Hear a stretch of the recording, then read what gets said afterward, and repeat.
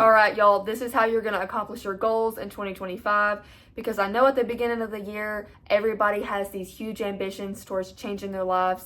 And a lot of times that ambition ends up being way bigger than their discipline and consistency.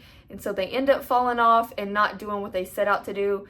But in this video, I'm going to tell you how you can sustain your motivation to get you to where you want to be. And while I'm talking, you might as well get up and go ahead and clean your room and drink some water while you're at it, because that's just going to set you up for success for the next day. Now, obviously, before anything, you got to get really clear on what it is that you even want, whether that be a change in your physique, career, lifestyle, love life, passions, money, all of that. Think about and evaluate all areas of your life and decide what direction you want to take yourself in. Write it down and then get a very good, clear visual of what that would look like for you. And the best way to do that is writing down what you want and to make a vision board. I know not everybody believes in manifesting, but that's not the only reason that you should do it. When you see it in front of you, you are literally seeing the vision. You get way much more excited about it, and it feels a lot closer to you than when it's just in your head. And it's not to say that you have to do these things in order for it to happen. You definitely can just go off the strength of your mind and everything work out.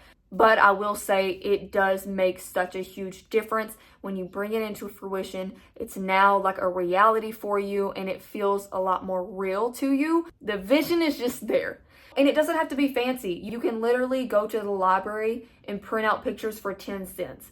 You can go to Walmart and do 50, 60 pictures for $8, but you don't even need that many. And on top of that, it's just something fun to do. Now that you got the vision, you got to take action towards it consistently. And I know that that sounds obvious, but for a lot of people, that's kind of hard because most people are feeling based and they come and go with their emotions. And this is also another reason why there's a lot of addictions, because you just act on your emotions and you don't have any control of yourself outside of that. So for example, in the beginning of the year, everybody's on it. Everybody's motivated and excited. But what happens when that motivation goes? So do they. And if you're one of these people that find yourself in these inconsistent cycles, you first have to be aware of the fact that you're in this cycle enough to be able to combat it. And the way to combat this is to have the right self-talk, to redirect yourself back into the ideas that you had in the first place before you talked yourself out of them. And what I mean by this is when you're sitting around and you have an impulse to do something that is beneficial for you, for example, going to the gym, and then your next thoughts over are, oh, I don't feel like it, I'll do it later, or I'll do it tomorrow, just some sort of excuse for why you shouldn't. Those are the moments that you have to recognize, oh, I'm doing this again. How do I get myself out of this cycle? I'm going to blank. Some things that I tell myself is, one, I know that I'm gonna feel good when I do it. All I gotta do is get there and I'll feel good. I'm never gonna regret a workout, but I will regret not doing a workout. I give myself perspective on what I might think and feel the next day if I don't go. You also got to think about 3 months from now, when you look back, you're going to wish you would have started. And where would you be at if you would have went all the times that you didn't? I know that you might think, oh, this is the last time, this is the last time. How many last times were there? How many last times were there? And where would you be at if you would have went all those last times? You get what I'm saying? So remind yourself of this in those moments you find yourself making an excuse. That same voice that is telling you, oh, maybe I shouldn't go, needs to be retrained into saying, yes, I'm going to go. So the more that you do this, the more that becomes your new train of thought. And before you know it, now you're a disciplined person and you have a new way of thinking and you go about things in a different way. But first, it takes you consciously having the thoughts to redirect yourself back into what was originally beneficial for you in the first place. Because understand that you're sitting there staring at your phone for hours and hours and hours, and zoom out and look at yourself doing that. You could have done so many things in the time that you have spent with a 6 to 9 hour screen time. Give yourself the perspective you need to motivate yourself to go to the gym. Stop waiting on feelings. The time is going to pass anyways. Do you want to look back and see a bunch of days where you just didn't go? Or do you want to finally be like, yes, I did it and I made myself do it? Now, when it comes to things out of your control, such as a relationship where that's something you can't just go out into the world and do and get. You have to, like I said, with everything else, know what you want. Write down what you want in a partner and then let it go. Trust that that is gonna come to you. One thing that I heard the other day was the universe or God never says no, but they say three things, either yes, not now, or I got something better. But you have to ask and then trust that it's coming to you. When you don't trust and you worry about when it's gonna happen, how it's gonna happen, or you don't really believe, you are putting out the energy of lack, and when you do that, you're only gonna get lack back. But when you sit back and you know and you trust that this is gonna happen for me, one, you can enjoy your life a lot better because you also know that at some point you won't be single and you might, miss it someday. So enjoy being single. Trust that that person is coming into your life. Worrying about it is not gonna do anything but push it away for you. Other things that you might run into with your goals is just fear.